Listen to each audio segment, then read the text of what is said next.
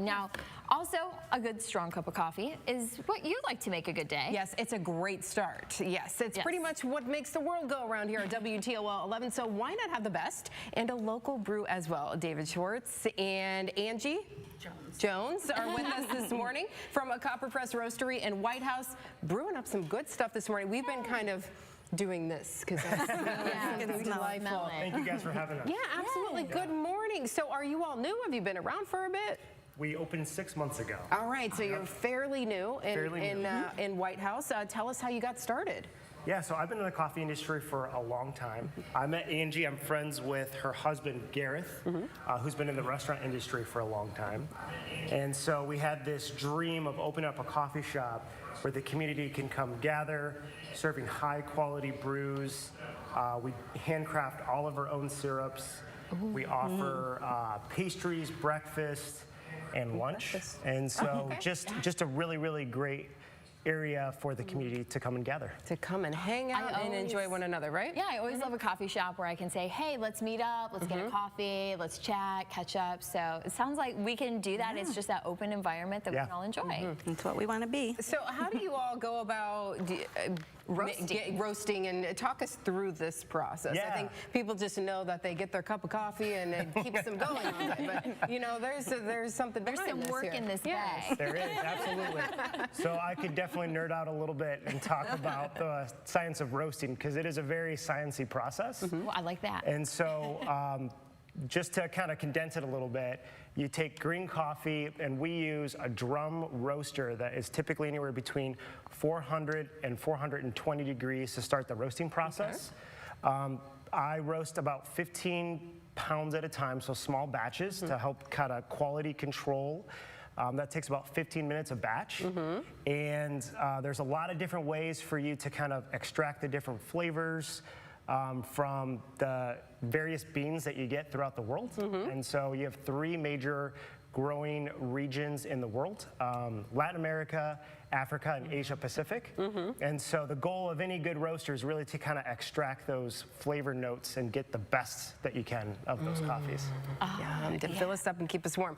So Angie, what's your expertise here at the coffee shop? Well, my husband has been in the restaurant business for 20 plus years, lots of restaurants, so we were kind of the food side. I mean, so we're making the burritos and the sandwiches and the salads and actually making it look good too. So we're really excited. I actually am a yoga instructor too, so we started doing yoga on Sundays at the shop. So we really want to make it a community-based place. Okay, so great partnership there then. Let's also talk seasonal drinks because, you know, pumpkin spice is still in season. Oh, absolutely. Well, so has that been pretty popular at the shop? Oh, yeah. Yes. So we make our pumpkin spice with real pumpkin, a blend of 5 spices, our maple pecan. Which might be even more popular I think than they actually might be more popular. I do think that there might be a tide turning here. Yes, absolutely. Maple pecan, that sounds delicious. And then what am I smelling here? What did you all bring this morning? So here we have our harvest blend, which is our seasonal whole bean coffee offering. So it's a blend of 3 coffees. It's a dark roast. Primarily, it's an Asia Pacific based coffee, so you're gonna get a lot of spicy notes. I did throw in some nice light roasted Latin American coffee to kind of give it like a sweet note at the finish. So it's kind of our ode to fall. Okay. You know, I think Colombia when I think coffee. You know, so it's great to be able to try beans from other parts of the world.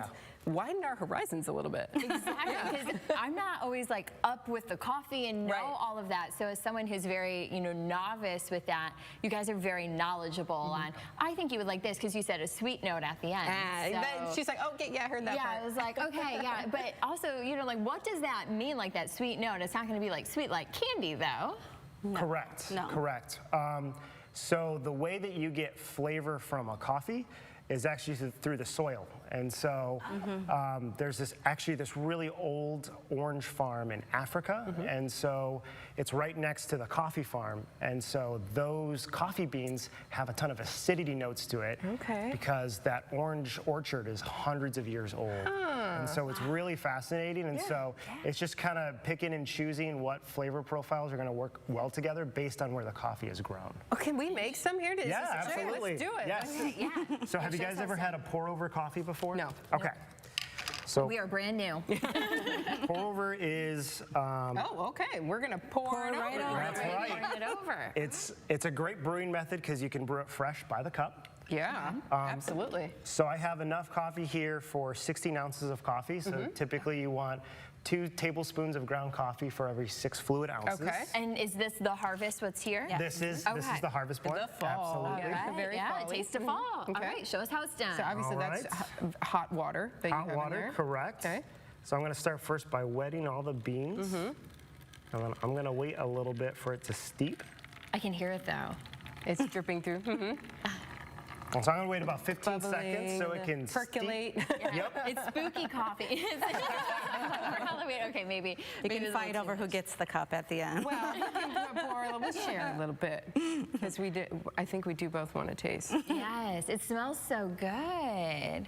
And now, of course, we're all, going to be seeing the technique on this. So do you just pour around the edges? Yep. So after you let it kind of steep for about 15 seconds to impart a lot of flavor to it, then you slowly pour around the edges, create a nice bloom.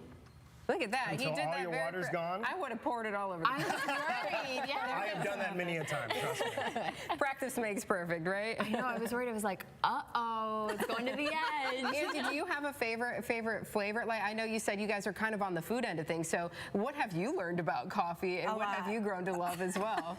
A lot. And I really enjoy a pour over now. It just has its own flavor because you can do a press, a pour over, there's a drip, there's espresso, and I think just being more knowledgeable about the techniques. notes And and the- coffee yeah. tastings. And we've done coffee tastings where we get the subtle notes. It's like, I thought that was just for wine. but Right, it's not. yeah. So Coffee and wine kind of go it's- hand in hand. yes. so. It's been great. yes, Very I similar. agree. Tell us where you all are located, your hours, so people can come out and Yeah. visit you. So we're located in Whitehouse, 5905 Weckerly Road in the shops at Blue Creek, right next to Subway. We are open 6:30 to 6 Monday through Friday, 8 to 3 on Saturday, and 8 to 1 on Sunday. Yeah, so you can come on, have your breakfast, have your coffee, Yeah, meet have your have your lunch even about too. done. I'm looking at it. I'm like, Yes, I know, we're it's watching getting- about there. It's getting closer. It's on. And then we can try it. It's a fun process, but we might have to take a break and try it when we come back. Yeah, so we'll definitely take a sip, but now that we're coffeeed up and ready to go, we do still have a lot more coming up on Good Day. Yeah, we do. You need something sweet where you can get all those sweets this weekend. Good Day is back in a moment. Stay with us. We're going to try this.